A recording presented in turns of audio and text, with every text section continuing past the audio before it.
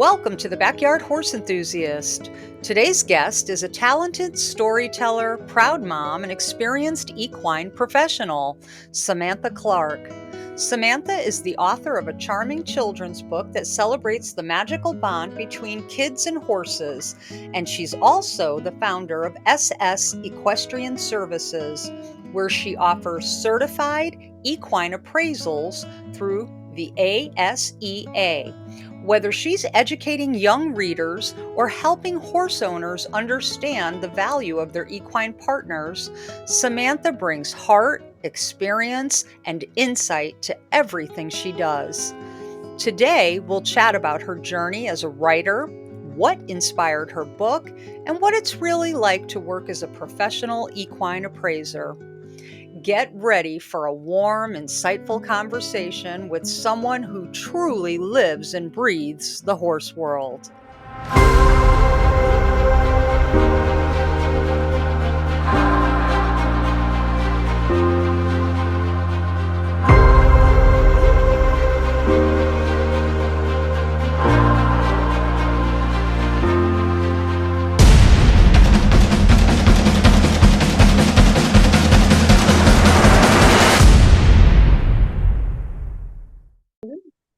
Hello, Samantha. Welcome to the Backyard Horse Enthusiast. We are so glad you have agreed to be here.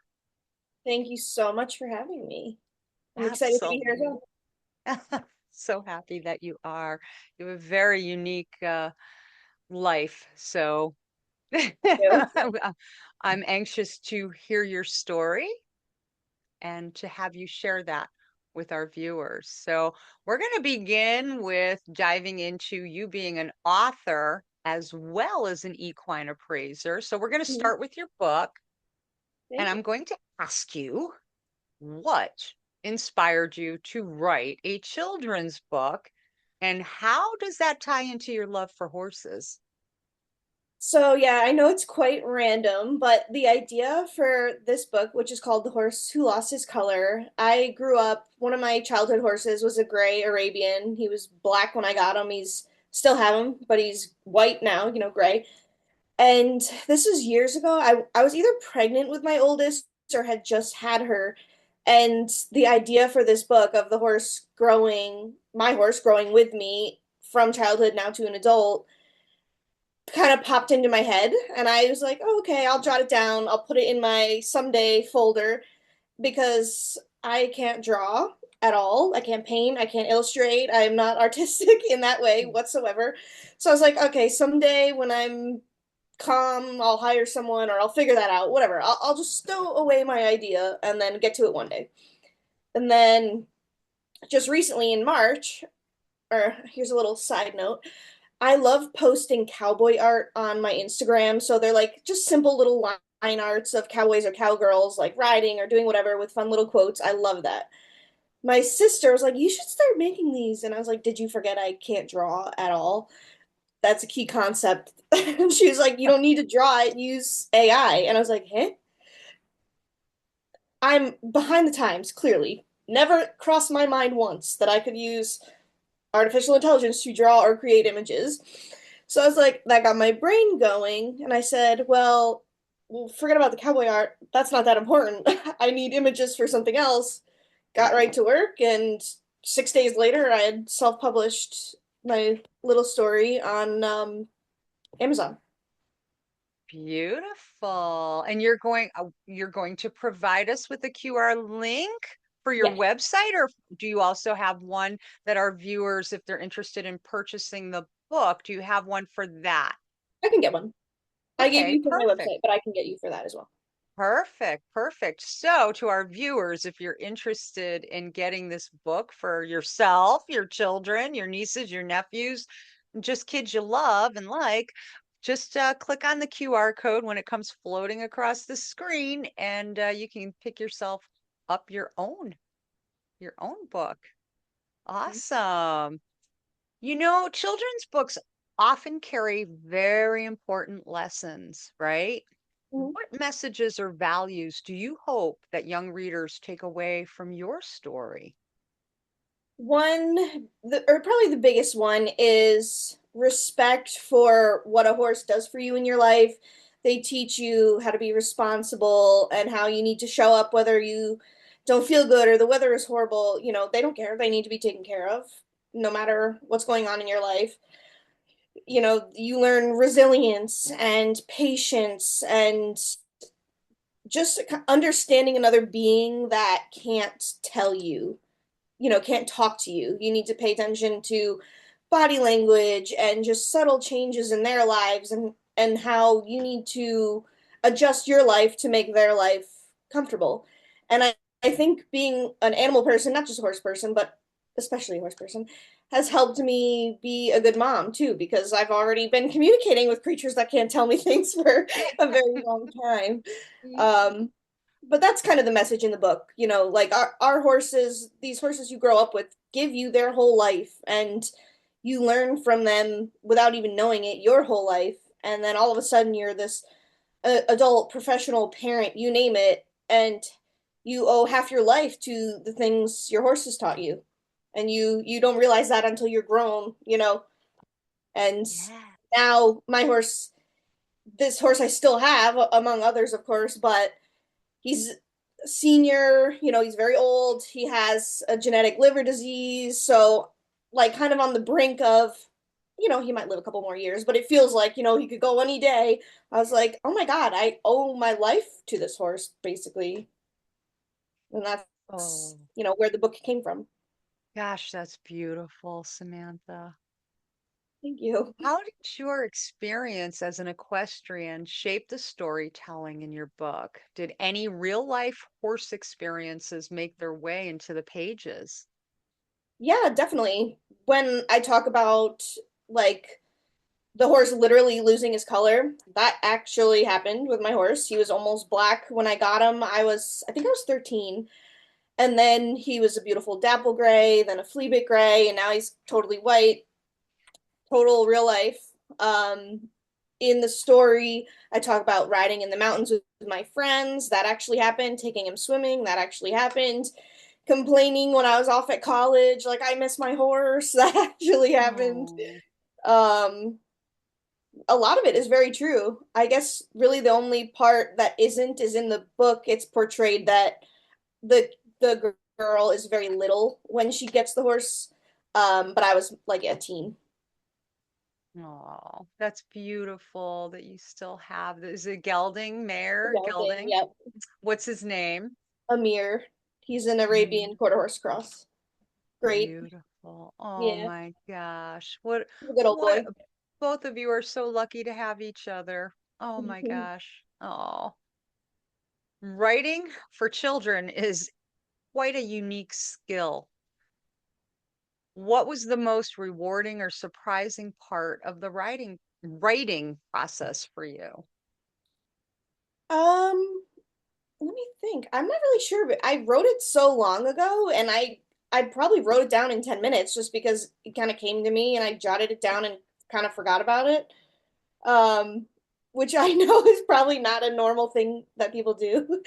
Yeah. So I don't know. I just somehow drew the connection of like this horse helped me become who I am. And I don't know if you read it, but now my horse is old and he doesn't have a lot of life left, but I still do, and I wanted to honor what he's done for me. So that's just kind of how it came to me. That's beautiful. And that proves that this was inspired writing. Like it came Mhm. from your heart and soul We did, yeah. versus something that you spent months and months, planning Exactly. and editing and revising and first draft, 100th draft, whatever. I get it. I'm writing my memoir. I understand that.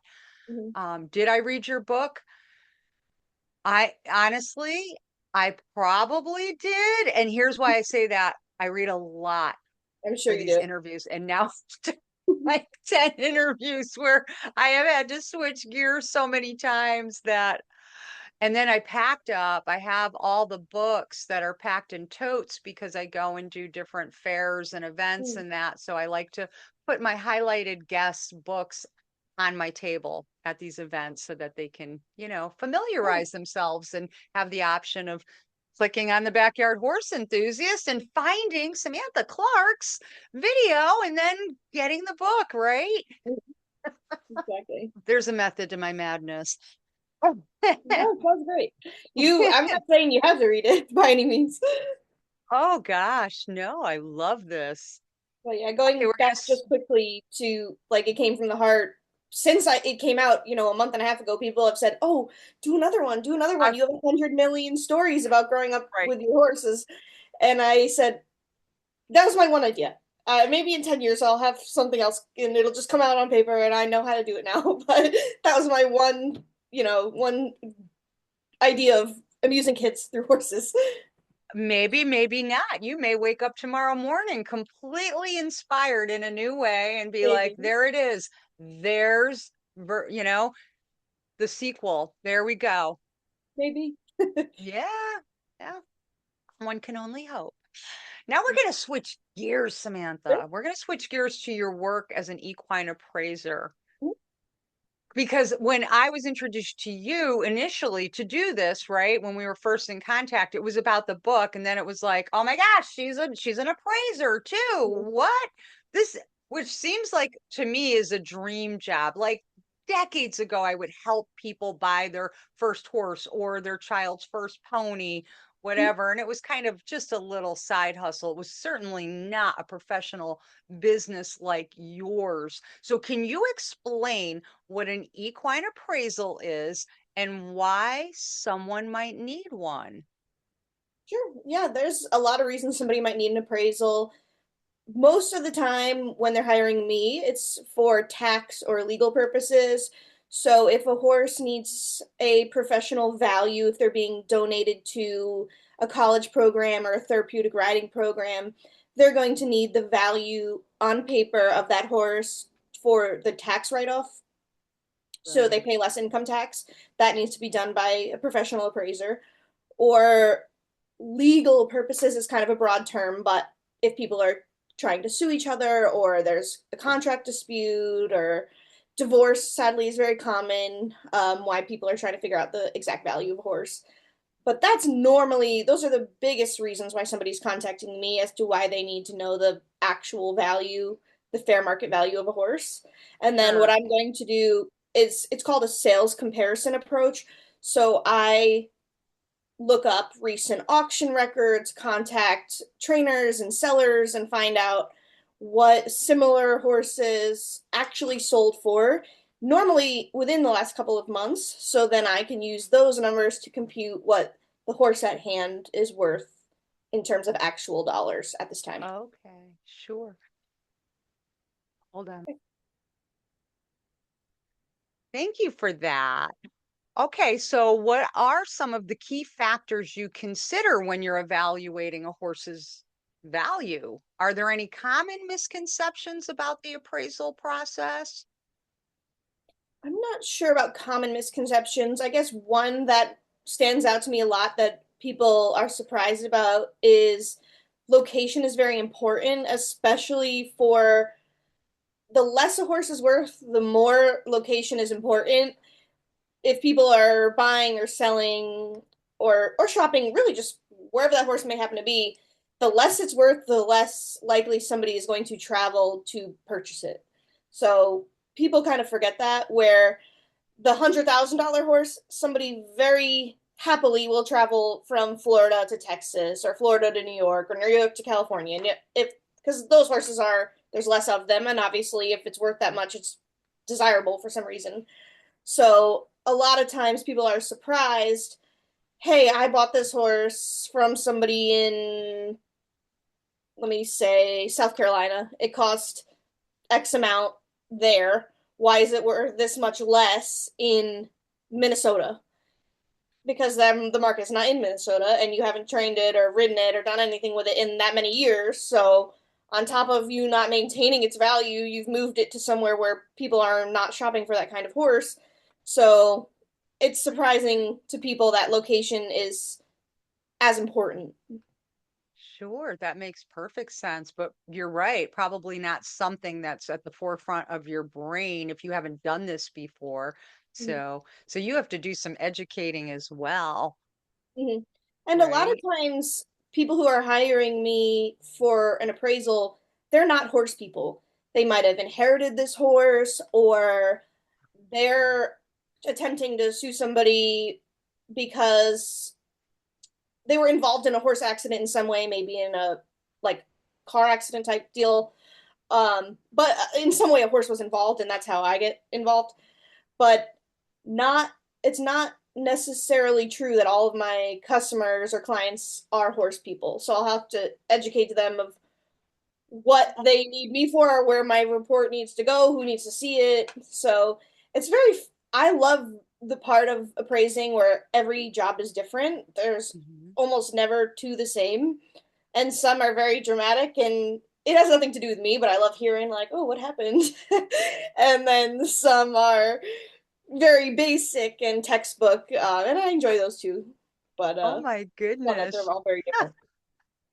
Wow, I can see how that would happen, like, whoa, this is juicy. Holy cow, what a backstory on this one. Mhm, Woo-hoo! It'll be exactly. interesting to see how it plays out. Mhm.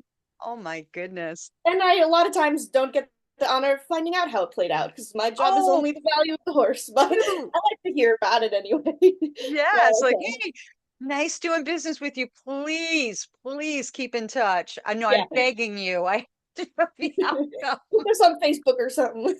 Right? Oh my gosh. Oh, how does your background in equestrian services help you in your appraisal work? Do you find that being hands-on with horses gives you a unique perspective? It does, and I still have a barn full of horses. I still board a few, but to become an appraiser, you need a certain amount of equine education. I have a bachelor's degree in business management with a specialization in equine business management, and then a certain amount of professional experience. So that I forget how many years you need, but you needed a certain amount of years as a trainer or horse trader or working hands-on in the horse industry in some way. So when I applied to become an appraiser and take the class and the tests back in 2022, I had already met the working requirements and education requirements. So you really need that both educational and hands-on background to be an appraiser, just to have the knowledge and be able to know who you need to call to find a comparable horse, you know? Sure, you must have an amazing network. It's got to be huge. Yeah, Absolutely huge. We'll be in touch. No, I'm kidding. happy to. Feel free to send people that professionals that want to be a guest. Feel free. I'm sure I can send you a few. I'd love it. Absolutely. I really love broadening the equestrian world as far as these unique perspectives and things oh my gosh. So, I mean, truly, from nutrition to authors to appraisers, like all of it, it's all part of it, Mhm. right? Oh Yeah, my gosh. So we're all part. tell me this while we're here. We want some juicy details without giving away the deets. What is one of the most interesting or challenging appraisals that you've done? Are there any memorable stories from being out in the field doing this work? Probably some of the most interesting and challenging are when the horse is already deceased, which, still can happen. An appraiser can give the value of a horse that has recently passed, and normally it's because somebody, again, is trying to sue someone. So horse owners who are trying to sue somebody that has leased a horse and then the horse has passed away, veterinary malpractice cases where somebody is blaming a veterinarian for the loss of their horse, or one case I had which was a very tragic accident of somebody trespassed on their farm, and they had four-wheelers like ATVs knocked out some fencing, a horse got out and got killed. So tragic accident, juicy in terms of drama, but more difficult for the appraisal because the horse had passed away. Oh my goodness. Yeah. Oh, Samantha, I can only imagine that balancing your work as an author, appraiser, mother, wife, and equestrian must be a lot. How do you manage all of it? What keeps you motivated to keep going? Well, I have a great support system. Um, my kids, I say they're getting a little older. They're 1, 2, and 3, but now my oldest goes to school, so it feels older. My parents Okay. live close and my in-laws live close, so we have great help. I'm normally with my kids full time, like the whole day, 2 days a week, and then have some childcare 3 days a week for me to get some work done. And they are probably what motivates me most. I want them to have a good life and I want them to see that they have parents, not just me, my husband too, that work hard and work towards their goals and their dreams. And I'm just a busybody. Like I can't stop working on new things. I like new projects and passion projects as I call them, and I like to keep busy and have goals and keep working. So this is outside of the questions that I have, but Sure. how do you keep it all organized? I make a What's lot your of lists, and some You days I do? don't keep it organized. It's probably a good time to share on what was this Wednesday? I called the pediatrician and I was like, my son has an appointment tomorrow. I didn't write down the time. Could you tell me the time? They were like, yeah, it was yesterday at 1. And I was like, oh. I wrote Boy, Thursday, I should have wrote Tuesday. Oops. So I I don't can always relate. keep it straight. But I have, my planner, this little Bible that I live by. I can't exist without that. And Google Calendars with my husband and, just write it all down or it's not going to happen. Well, on average, how often are you given an assignment to go out and do an appraisal? Well, I don't always have to go out and do them. Luckily, a lot of it can be Okay. digital. But right Okay. now, I'm doing one a month, one every other month. I'm what's called an associate appraiser. I'm working towards becoming a senior appraiser. And the associates, this is not a complaint by any means, but we kind of get like the leftovers of the senior appraiser. So whatever a senior hasn't jumped on gets tossed down to us. Okay. Well, it's a way to cut your teeth into a senior role, right? Absolutely. Yeah. And It's pay kind your of, dues. yeah, I mean, you start in corporate, you're in the mailroom, right? No, not Exactly. always, but it's kind of Yeah. that. No, Absolutely. absolutely. And don't you want, yeah, I mean, wouldn't you, can you imagine just freshly certified, licensed to do this work? And they're like, they place you in this senior role with oh my gosh, right? Talk about the possibility of failing huge. Yeah. No, thank you. I'd rather fail small and take Yes. my lumps and learn and Mhm. get And my a lot experience. of appraisals, there's a lot at stake. Sometimes there's $1 million horses and 6, 7 figure embryos. There's a lot happening, so it's got to be done properly. And that's where the seniors really handle the big, big, big numbers like that. Yeah, that makes perfect sense. Well, I'm going to get you out on a couple things. I'm going to get you out on this one last question for you. And again, to our viewers, if you're interested in purchasing the book, visiting the website, you need to get an appraisal done, whatever, please just click on the QR codes. And if it's not floating by right now, check out the description box because the links are there as well. And just keep bugging Samantha to do another book. She can do it. Come on, she can. She's only got 3 kids under the age of 3. Yes. Oh my One gosh. can I'm enter. all right, Samantha, what is next for you? Will there be a sequel? Are there any exciting projects coming in the equine appraisal world? What? Do share. There may be a sequel. I'm not sure yet. Don't put that on the record. Maybe I'll do another one day. As far as an appraiser, what's next? I'm just going to keep logging my hours and work towards becoming a senior appraiser. That's the end goal. And I do have another big project I'm working on, but I'm not quite ready for it to go public yet. So maybe I'll have to reach out to you when it's Do all so. out. Yes. Yes. Yes, please Um, do. Don't forget to reach out because I might get lost in this wave of interviewing. So don't be shy. Please thank you. do. We'll do a sequel to this interview to find out what this next big project that you can't speak about at the moment is. Oh my Alrighty. goodness, girl. I want to thank you for joining us on the Backyard Horse Enthusiast. Thank you for this heartwarming conversation. Yeah, thank you so much for From having me. It was Oh fun. my gosh, from your beautiful children's book to your professional work in equine appraisals. Samantha, you remind us just how many ways we can connect with and honor the horses we love.